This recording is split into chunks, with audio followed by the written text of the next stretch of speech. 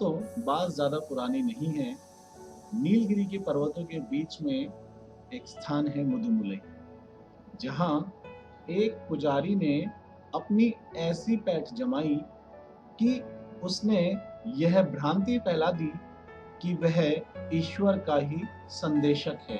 अर्थात वह जो कहता है वही बात सिद्ध हो जाती है। लोग इस बात से बड़े प्रभावित हुए और पुजारी जी को अपने घर में आमंत्रित करने लगे। तो पुजारी जी उनके घर में आए, भोजन खाएं और उन्हें कुछ ऐसा वरदान दें जिससे कि लोग खूब सारा धन कमा पाएं।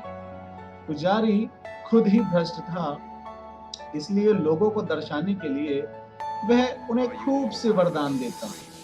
कई बार यह वरदान सिद्ध भी हुए और लोगों के बीच में पुजारी जी की खूब ख्याति फैल गई। उसी गांव में एक अंधा भक्त रहता था। उसने जब लोगों के मुख से यह बात सुनी तो वह पहले तो खूब हंसा, लेकिन धीरे धीरे उसके मन में भी लोगों की बातों ने एक विश्वास उत्पन्न कर दिया कि शायद यह पुजारी ईश्वर का ही संदेशक है।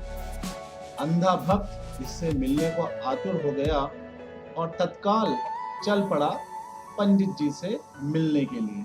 अब रास्ता इतना आसान ना था। अंधा भक्त जैसे जैसे आगे बढ़ता, कठिनाई मानो उसका ही इंतजार कर रही होती। कहीं भीषण धूप थी तो कहीं पर बर्फीले तूफान। ना कोई स्थान था जहां वह रुक सकता था और ना ही कोई मार्ग जिस पर वह चल सकता था। लेकिन भक्त की आस्था ईश्वर तक उसे पहुंचा ही देती है। एक दिन ऐसा आया ही जब अंधा भक्त पंडित जी के सामने अर्थात पुजारी जी के सामने पहुंचा और कहने लगा, पुजारी जी, मेरी एक भेंट ईश्वर से करा दीजिए। पुजारी मन ही मन कहने लगा, अरे भाई, मैं तो खुद ही भ्रष्ट हूँ, तो मैं कैसे तुम्हें ईश्वर के दर्शन करा दूं? मैंने तो लोगों में ये भ्रांति फैलाई हुई है कि मैं ईश्वर का संदेशक हूँ, और ये मूर्ख लोग मुझे इस प्रकार मेरा कहा मानते हैं कि मानो मैंने इनकी आंखों पर पट्टी बांध रखी है। पुजारी इस बात से बड़ा खुश हुआ कि यह एक अंधा भक्त है, इसकी तो आंखें भी नहीं हैं, इसे वह जैसे चाहे वैसे ठहला सकते थे।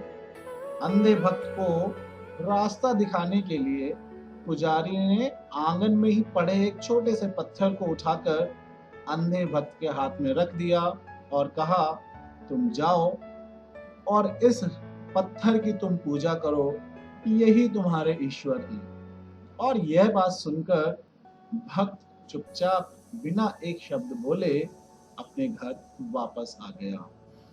पुजारी जी की बातों को पत्थर की लकीर समझकर उनके द्वारा दिए गए उस रत्न को वह दिन रात पूजता रहा।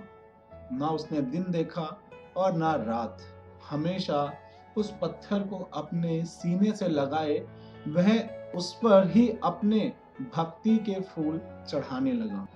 उसकी आस्था और भक्ति अपनी चरम सीमा तक पहुंच चुकी थी और उसे यह एहसास होने लगा था कि ईश्वर के दर्शन अब उससे अधिक दूर नहीं है।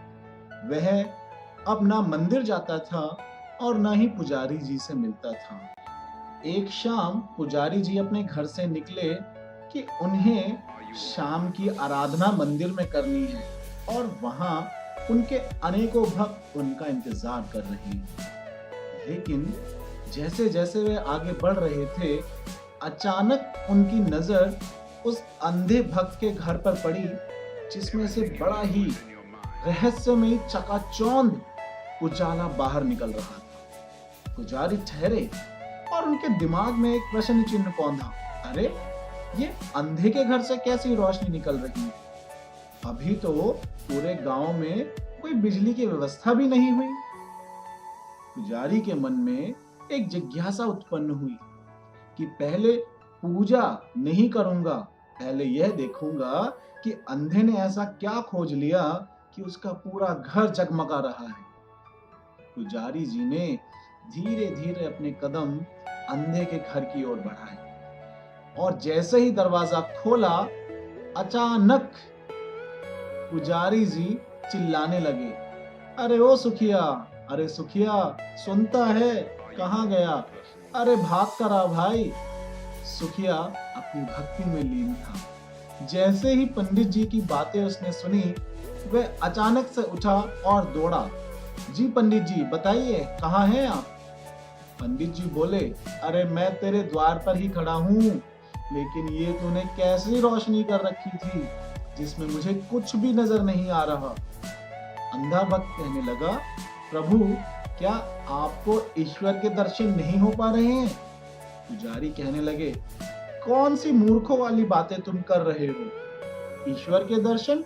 मुझे तो यहाँ पर सिर्फ काले अंधेरे के अलावा कुछ भी नजर नहीं आ रहा। अंधा भक्त बड़े ही सरल स्वभाव में बोला, अरे प्रभु जी, आपने जो मुझे रत्न दिया था, उस रत्न में से ही यह रोशनी निकल रही है और मुझे साक्षात श्री हरि के दर्शन हो पा रहे हैं।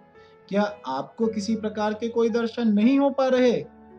पुजारी का मन जोर जोर से धड़कने लगा और उसे धिक्कारने लगा कि तूने जिसे पत्थर समझकर इस अंधे की झोली में डाल दिया था, आज वही रत्न इस अंधे भक्त की भक्ति और आस्था से वह ईश्वरीय तत्व बन चुका है, जिसके आधार पर इसे ईश्वर के दर्शन हो पा रहे हैं और तेरी आंखों के आगे सिर्फ काला अंधेरा नजर आ रहा है। पुजारी का मन स्वयं उसे गवाही देने लगा कि तुमने जो धोखा, छल, कपट ईश्वर के नाम पर इन गांव वालों से किया था, उसी का यह परिणाम है कि इस बिना आंख के भक्त को तो ईश्वर के दर्शन हो पा रहे हैं और तू आंख वाला होते हुए भी अंधा हो गया है।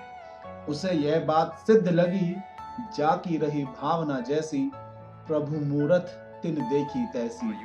पंडित जी चुपचाप अंधे भक्त को प्रणाम कर पीछे मुड़े और मंदिर की तरफ ना जाकर के वह अपने घर की तरफ वापस चल दिए। पुजारी जी के मन में बहुत बड़ी ग्लानि थी। वह अपने इस कर्म के भार को अब संभाल नहीं पा रहे थे, क्योंकि उन्हें सत्य का आभास हो चुका था। अगले दिन पुजारी जी मंदिर पहुंचे और कल ना आने का कारण बताया और उन्होंने अपनी पुजारी छोड़कर अंधे भक्त को मंदिर का नया पुजारी घोषित कर दिया। तो दोस्तों, इस प्रकार यह कहानी समाप्त होती है। हम समझ सकते हैं कि छल, कपट और धोखे का व्यापार सदा हमें अंधेरे के गर्त में ही डुबा देता है। धर्म सदा हमारा मार्ग प्रशस्त करता है, इसलिए हमें सदा सत्य के साथ आगे बढ़ते रहना चाहिए। तो दोस्तों, यदि आपको यह कहानी पसंद आई है तो अवश्य ही चैनल को लाइक करें, शेयर करें और हाँ, सब्सक्राइब करें अतुलनीय हिंदी चैनल को। यह वीडियो ज़्यादा से ज़्यादा उन लोगों तक पहुंचाएं जो सदा आपके साथ धोखा, छल, कपट करते आए हैं। उन्हें भी यह ज्ञान सुनना चाहिए, समझना चाहिए। आपसे फिर जल्दी ही मुलाकात होगी दोस्तों। आज के लिए इतना ही। जय हिंद, जय हिंदुस्तान दोस्तों। जय हिंद, जय हिंदुस्तान।